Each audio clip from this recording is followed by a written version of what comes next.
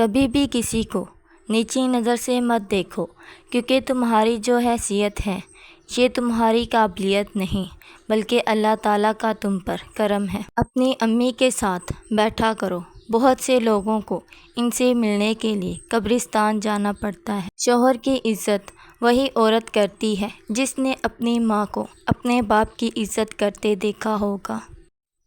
ساری کائنات بھی تمہارے خلاف اٹھ کھڑی ہو، لیکن تمہیں یہ یقین ہونا چاہیے کہ اللہ تعالیٰ تمہارے ساتھ ہے۔ تراش لو خود کو کچھ اس قدر، جہاں میں پانے والے کو ناز ہو اور کھونے والے کو افسوس رہے۔ جھوٹ اور فریب جب نیکی کا لبادہ اوڑھ لیں تو دھوکہ کھانے میں دیر نہیں لگتی۔ اللہ تعالیٰ ٹوٹے ہوئے دلوں میں گھر بناتا ہے۔ کام غلط ہی ہوتا ہے، چاہے ساری دنیا ہی کیوں نہ کر رہی ہو۔ اپنی تربیت کے حساب سے بولا کرو، ماحول کے حساب سے نہیں۔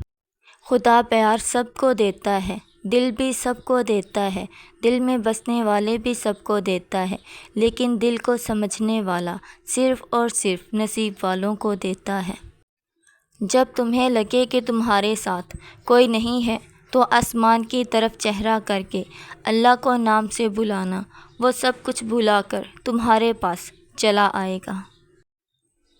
محبت پوری ہو یا پھر آدھی، عورت کو مرد پورا چاہیے ہوتا ہے، کسی دوسری عورت میں بٹا ہوا نہیں۔ محبت میں کسی کا ساتھ چھوڑنا اس کا قتل کرنے کے برابر ہے، جس کی معافی نہ یہاں ہے اور نہ ہی اس دنیا میں اللہ تعالیٰ دے گا۔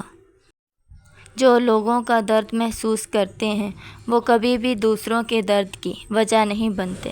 دنیا کا سب سے خوبصورت پھول اپنوں کی محبت کا ہوتا ہے، اور اپنے صرف وہ نہیں ہوتے جو خون کے رشتے میں ہوں، بلکہ اپنا تو ہر وہ ہوتا ہے جسے آپ کا خیال اور احساس ہو۔ فجر قضا کر کے کامیاب صبح کی امید رکھنا نادانی ہے۔ زندگی کے کچھ مقامات پر لاپرواہ رہنا سیکھیے، کیونکہ جس طرح ہر بات کہنے والی نہیں ہوتی، اسی طرح ہر بات سننے والی بھی نہیں ہوتی۔ کبھی کبھی انسان کو اپنا بوجھ بانٹ لینا چاہیے، مگر صحیح بندے کے ساتھ اور صحیح وقت پر۔ محبت بہت پاکیزہ جذبہ ہے، یہ ہمیشہ پاکیزہ لوگوں کے لیے ہی ہونا چاہیے، گندے اور مطلبی لوگ اس کے حقدار نہیں۔ کسی کے ساتھ زیادہ مخلص بھی نہیں ہونا چاہیے، لوگ آپ کے خلوص کا جلوس نکالنے میں زیادہ ٹائم نہیں لگاتے۔ قدر کیجیے ایسے رشتوں کی جو آپ کے سینے پر موجود جیب کی بجائے آپ کے سینے میں دھڑکتے دل میں دلچسپی رکھتے ہوں۔ ان لوگوں کے ساتھ ملنے میں بہت احتیاط کی ضرورت ہے جن کے الفاظ ان کے کردار کے مطابق نہ ہوں۔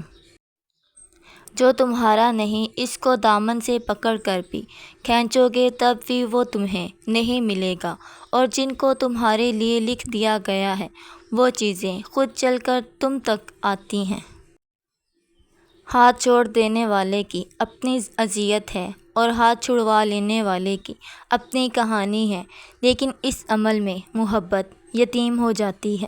اگر کچھ لینے کی خواہش ہو تو بزرگوں کی دعا لو، اگر کچھ دینے کی خواہش ہو تو اللہ تعالیٰ کی راہ میں دو۔ مولانا رومی رحمۃ اللہ فرماتے ہیں، الوداع صرف ان کے لیے ہے جو آنکھوں سے پیار کرتے ہیں، کیونکہ جو دل سے پیار کرتے ہیں ان کے لیے جدائی نام کی کوئی چیز نہیں۔ سب کچھ میسر ہونا زندگی نہیں بلکہ کچھ میسر ہے، اس پر خوش رہنا اور شکر ادا کرتے رہنا زندگی ہے۔ جب آپ کو معلوم ہو جائے کہ جسے آپ چاہتے ہیں اس کے لیے آپ پہلی ترجیح نہیں ہیں تو لڑنا بند کر دیں، کیونکہ اس احساس کے آگے اذیت کی ندیاں بہتی ہیں۔ کتابوں کی اہمیت اپنی جگہ، لیکن سبق اصل میں وہی یاد رہتا ہے جو وقت اور لوگ سکھاتے ہیں۔ تیری بارگاہ میں اے خدا میرے روز و شب ہے، یہی دعا تو رحیم ہے تو کریم ہے، مجھے مشکلوں سے نکال دے۔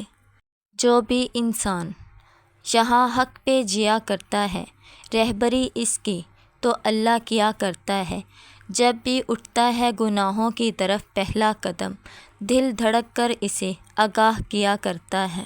جو شخص تمہارا غصہ برداشت کر لے اور وہ ثابت قدم رہے تو وہ تمہارا سچا دوست ہے۔ تم پانی جیسے بنو، جو اپنا راستہ خود بنا لیتا ہے، پتھر جیسے مت بنو جو دوسروں کا راستہ بھی روک لیتا ہے۔ بہترین انسان عمل سے پہچانا جاتا ہے، کیونکہ اچھی باتیں تو دیواروں پہ بھی لکھی ہوتی ہیں۔ خطرناک ہے وہ انسان جو پہلے سنتا ہے، پھر سمجھتا ہے، پھر بولتا ہے۔ گھر سے نکلنے لگو تو 3 چیزیں لازمی کیا کرو۔ نمبر 1، فجر کی نماز ادا کر کے نکلو۔ نمبر 2، گھر سے نکلتے وقت ایک نوالا نمک کے ساتھ کھا لیا کرو۔ نمبر 3، نیت صاف اور ماں باپ کو راضی کر کے نکلا کرو، ممکن ہی نہیں کہ کبھی ناکام ہو کر لوٹو۔ ٹوٹنے والی چیزوں میں اعتبار تیسرے نمبر پر آ گیا، شیشہ دوسرے، جبکہ دل ابھی بھی پہلے نمبر پر موجود ہے۔ حضرت علی رضی اللہ تعالیٰ عنہ سے پوچھا گیا، یہ کیسے پتہ چلے گا کہ جو پریشانی یا مصیبت ہم پر آئی ہے وہ اللہ پاک کی طرف سے آزمائش ہے یا ہم پر اللہ پاک کی طرف سے سزا ہے؟ آپ نے جواب دیا، جو مصیبت تجھے اللہ پاک کی طرف لے جائے وہ آزمائش ہے، جو مصیبت تجھے اللہ پاک سے دور کر دے وہ سزا ہے۔ جب کوئی آزمائش شروع ہوتی ہے تو اس وقت تک ختم نہیں ہوتی جب تک اس سبق کو سیکھا نہ جائے جو اس میں پوشیدہ ہے۔ ایک روز حضرت جبرائیل علیہ السلام آپ حضور صلی اللہ علیہ وآلہ وسلم کے پاس آئے اور کہا کہ میں دنیا کے سارے درختوں کے پتے گن سکتا ہوں، پانی کے قطرے اور ریت کے سارے ذرے گن سکتا ہوں، لیکن اس شخص پر اللہ پاک کی رحمتوں کی تعداد نہیں گن سکتا ہوں جو آپ صلی اللہ علیہ وآلہ وسلم پر درود بھیجتا رہتا ہے۔ بے شک میرا رب وہ ہے جو انسان کی روح کے اندر کی اذیت کو جاننے والا ہے۔ اتنا تو حوصلہ میرے جذبوں کو دے خدا، میں تلخی حیات کا شکوہ نہ کر سکوں، شبنم کی طرح گر کے بھی خاموش ہی رہوں، خوشبو کی طرح درد کا چرچا نہ کروں۔ اللہ پاک کی حد توڑنے پر اللہ پاک کچھ نہیں کہتا، مگر وہی حد آپ کو بے حد بے انتہا توڑ دیتی ہے، اور پھر رب ہی ہوتا ہے جس سے رجوع کرنے پر وہ آپ کو جوڑتا ہے، اور تم رب سے بڑھ کر اپنا کسی کو نہیں پاؤ گے۔ ایسی پریشانی جس سے بندہ اپنے رب سے رجوع کرے اس خوشی سے بہتر ہے جس کی وجہ سے بندہ اپنے خالق سے دور ہو جائے۔ اللہ پاک کی پکڑ انسان کی اکڑ کو ایک جھٹکے میں نکال دیتی ہے، اس سے پہلے کہ ٹوٹ جاؤ جھک جاؤ۔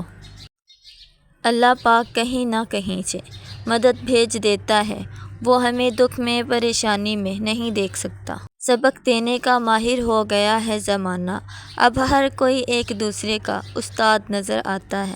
ہماری زندگی میں کچھ لوگ ایسے بھی رہ چکے ہوتے ہیں جو گدھے پہ سواری کے بھی لائق نہیں ہوتے، اور ہم انہیں ذہن میں سوار کر لیتے ہیں۔ عبادتیں تسبیح سے مشروط نہیں، نیتوں کی پابند ہوتی ہیں۔ نیتوں میں کھوٹ ہو تو برسوں کی ریاضتیں بیکار ہو جاتی ہیں۔ عورت کا پہلا غرور اس کا حسن اور آخری غرور اس کے بچے ہوتے ہیں۔ وہ اپنے آخری غرور کو مکمل کرنے کے لیے اپنے پہلے غرور کو خاک میں ملا دیتی ہے۔ جس عورت کے جسم پر کہیں بھی تل کا نشان ہوتا ہے تو اس میں 3 عادتیں ضرور ہوتی ہیں۔ نمبر 1، شوہر سے لڑتی بہت ہے۔ نمبر 2، خوبصورت انداز ہوتا ہے۔